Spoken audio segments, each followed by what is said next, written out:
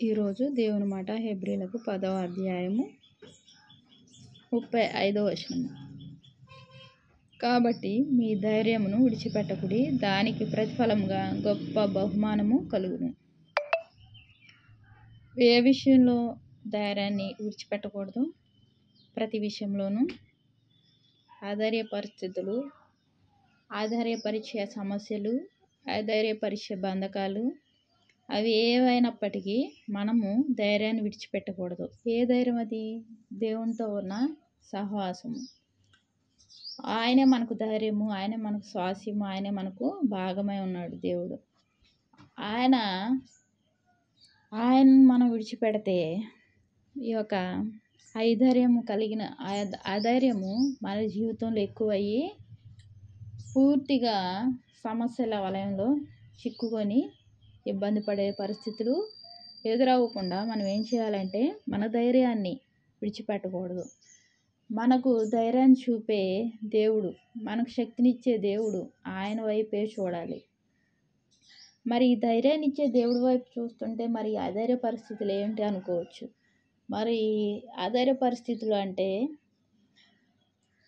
దేవుడు ప్రతి మనిషిని ఆయన ఏం చేస్తాడు? నాలో ఉంటాడా, వెళ్ళిపోతాడా అని పరీక్షించడం జరుగుతుంది. అది ప్రతి మనిషికి ఒక ఎగ్జామ్, పరీక్షలో ఫెయిల్ అవుతామా, పాస్ అవుతామా? మరి దేవుని నమ్ముకున్న మనం ఫెయిల్ అయ్యే పరిస్థితిలో ఉండకూడదు. మంచి మార్కులు సాధించి ఇంకా మంచి ర్యాంక్ తెచ్చుకునే విధంగా ఉండాలి. ఎందులో? దేవుని యొక్క అడుగుజాడలో నడవడానికి. బలహీనతలు, బంధకాలు, అనారోగ్యాలు, అప్పులు, ఆర్థిక సమస్యలు ఏవైనా సరే మన యొక్క ధైర్యాన్ని మనం విడిచిపెట్టకూడదు. ఈ రోజు నుంచి, ఈ సమయం నుంచి దేవుడు ఏం చేస్తున్నాడులే, ఏం చూస్తున్నాడులే, ఇంకా నన్ను విడిచిపెట్టేశాడు అని మనం వెనక వైపు చూడకూడదు. గడిచిన కాలమే బాగుంది, ఇప్పుడు అస్సలు బాగాలేదు అని ఏమాత్రము కృంగిపోవాల్సిన అవసరం లేదు. బంగారాన్ని అందంగా తయారు చేయాలంటే ఏం చేస్తారు? అది ఎక్కడి నుంచి వస్తుంది? మట్టిలో నుంచి వస్తుంది. దాన్ని ఏం చేస్తారు? శుభ్రంగా కడిగి విలువైన పాత్రగా తయారవుతుంది. దాన్ని కాల్చిన తర్వాత. కాల్చకుండా ఉంటే అది అలాగే ఉంటుంది పసుపు రంగులో. అలా కాకుండా దాన్ని వేడి చేసి కొలిమిలో కాల్చిన తర్వాత నచ్చిన పనిముట్టుగా తయారవుతుంది. అదే రీతిగా ఒక కంసాలి ఏం చేస్తాడు?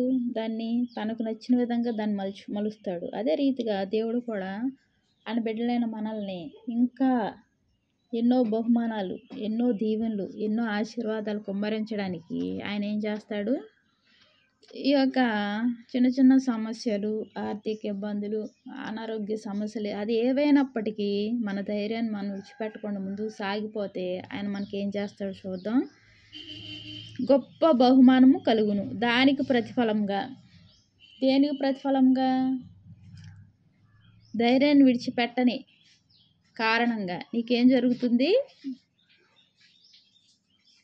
గొప్ప బహుమానం కలుగుతుంది.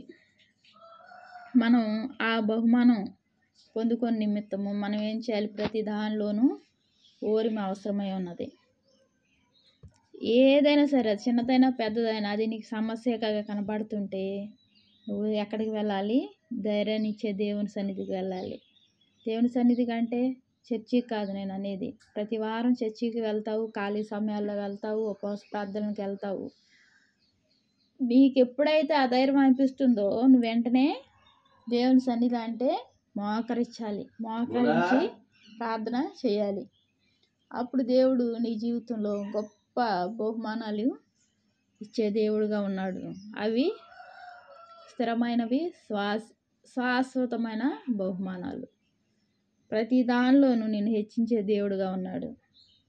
దేవునికి వందనాలు. ప్రార్థన చేసుకుందాం. మహాప్రేమ గల తండ్రి, కృపగల నాయన, దయమేడ, సర్వశక్తిమంతుడా, నీకు ఎన్నో వందనాలు, స్తోత్రాలయ్యా. తండ్రి, ఈ యొక్క సమస్యల వలయంలో చిక్కబడిన మాకు తండ్రి నాయన, తండ్రి ధైర్యమైన నిన్ను మా ధైర్యం నువ్వయ్యా. నిన్ను విడిచిపెట్టకుండా ప్రభా నీ వైపే చూస్తూ తండ్రి నీకు విజ్ఞాపన చేసే అనుభవాన్ని మాకు అనుగ్రహించండి ప్రభా. ప్రతి సమస్యను తొలగించి మాకు గొప్ప బహుమానాలను అందజేసే దేవుడవయ్యా. ఆ బహుమానాలు స్థిరమైనవి, మేలైనవి, శాశ్వతమైనవి అనుగ్రహించే దేవుడవయ్యా. తండ్రి నాయన మా అందరికీ ప్రభా నాయన ఆ కృపను అనుగ్రహించండి ప్రభా. ప్రతి విషయంలోనూ ఓర్మి కలిగి ప్రభా నాయన నీ వైపు అడుగులు వేస్తూ నీతో సహవాసం చేసే భాగ్యాన్ని మాకు అనుగ్రహించండి ప్రభా. వాక్యం వింటున్న మా అందరికీ ప్రభా నాయన గొప్ప బహుమానాలు అనుగ్రహించండి ప్రభా. నీ దీవులతో నింపండి. కృపగల దేవానికి ఎన్నో వందనాలు స్తోత్రాలు చెల్లించుకుంటూ నా ప్రభుని ప్రియరక్షకుడు యేసుక్రీస్తు వారి నామంలో అతి వినయంగా బ్రతిమలాడి వేడుకుంటున్నాను తండ్రి. ఆమేన్. Praise lord.